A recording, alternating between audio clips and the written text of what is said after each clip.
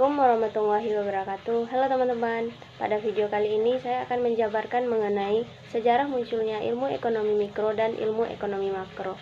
Sebelum itu, kita bahas dulu mengenai apa itu ilmu ekonomi.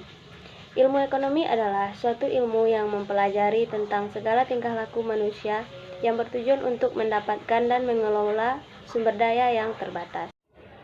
Yang pertama yang akan kita bahas yaitu mengenai sejarah munculnya ilmu ekonomi mikro. Sejarah ekonomi mikro bermula dari perkembangan awal ilmu ekonomi modern. Ekonomi modern sendiri baru mulai berkembang ketika Adam Smith pada tahun 1723 sampai tahun 1729 meluncurkan pemikirannya dalam buku yang berjudul An Inquiry into the Nature and Cause of World of Nations, atau yang kemudian dikenal sebagai The World of Nations pada tahun 1776. Sejak momentum tersebut, analisis ilmu ekonomi mulai dilakukan dengan menggunakan dasar-dasar ilmiah yang digunakan meliputi gejala-gejala ekonomi seperti kenaikan harga barang dan pengangguran yang menunjukkan gangguan keseimbangan sistem ekonomi. Pada intinya, masyarakat meyakini bahwa segala permasalahan ekonomi akan teratasi apabila ekonomi dikembalikan pada kondisi keseimbangan. Untuk mengarahkan ekonomi pada kondisi keseimbangan, tidak ada upaya yang perlu dilakukan.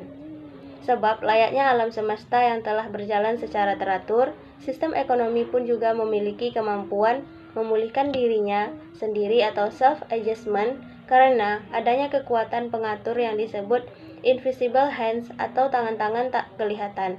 Invisible hand yang dimaksud di sini adalah mekanisme pasar. Pasar memiliki suatu mekanisme alokasi sumber daya ekonomi yang berjalan dengan landasan interaksi kekuatan demand dan supply. Interaksi inilah yang mampu menjadi alat alokasi sumber daya yang efisien jika pemerintah tidak ikut campur dalam perekonomian.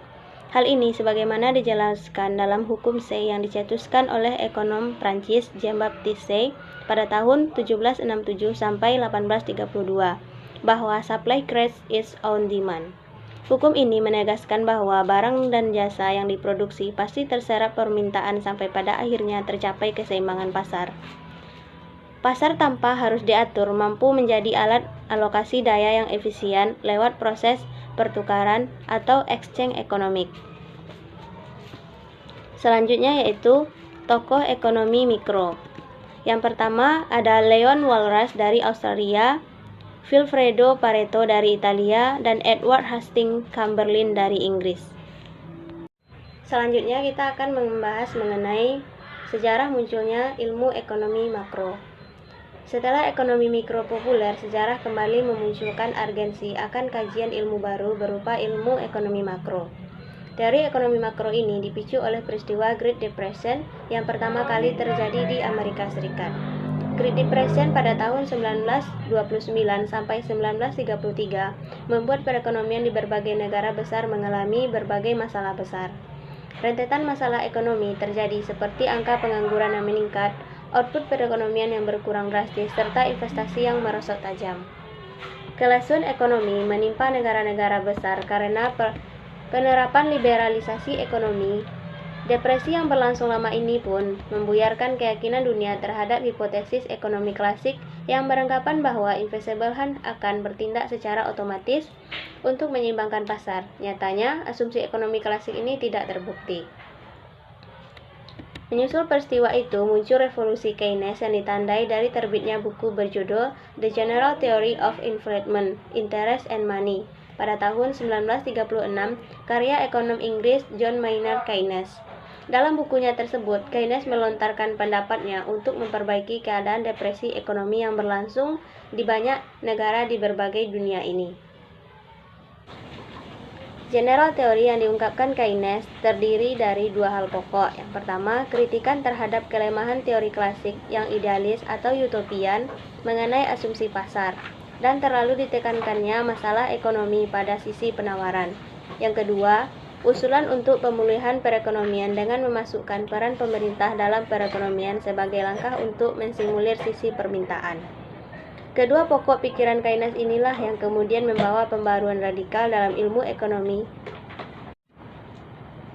Adapun pembaharuan ilmu ekonomi tersebut meliputi pertama, mulainya diperhatikannya dimensi global atau agregat makro dalam analisis ilmu ekonomi. Hal inilah yang memicu perkembangan ilmu ekonomi menjadi ilmu ekonomi makro. Yang kedua, dimasukkannya peranan pemerintah ke dalam analisis ilmu ekonomi sehingga hal ini telah menimbulkan asumsi terhadap pentingnya peranan analisis kebijakan atau policies analisis. Yang ketiga yaitu diperlukannya analisis kebijakan, maka diperlukan pula studi-studi empiris terkait. Dalam ini adalah kajian kebijakan ekonomi makro. Dari sinilah Keynes kemudian dikenal sebagai bapak ilmu ekonomi makro sekaligus sebagai ekonomi perintis studi induktif.